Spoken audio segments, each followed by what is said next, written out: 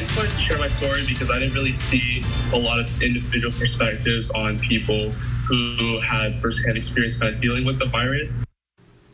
Elliot Choy, a college student from Carmel, is back home from a study abroad trip cut short by the coronavirus pandemic.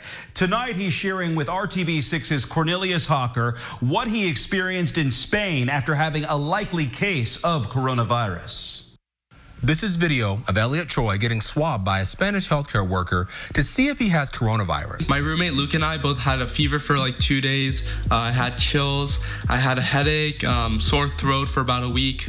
Telltale signs of the virus, which makes sense because he and his roommate hung out with someone who tested positive. Elliot's 2-week quarantine in Barcelona, Spain began as the pandemic got worse. A week ago, we had 200 cases in Spain.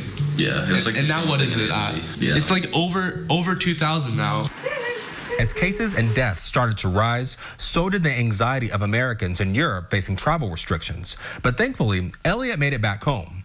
That's where I talked to him in his room, where he quarantined himself for another 3 weeks to keep his family safe. Being in Spain and seeing that, everyone in the Barcelona airport was wearing a face mask, and then coming to the U.S. and seeing that, even the airport employees weren't wearing any protection, that was really kind of surprising to me. And it made me realize kind of the difference between the general sentiment about the virus in Europe versus even here in the States. With more than 700,000 subscribers on YouTube, Elliot knew it was important to share his story to get people to start taking the coronavirus pandemic seriously. It's just important to do your part and stay at home. It's been right around 3 weeks since he took that test in Spain, and he still hasn't gotten his results.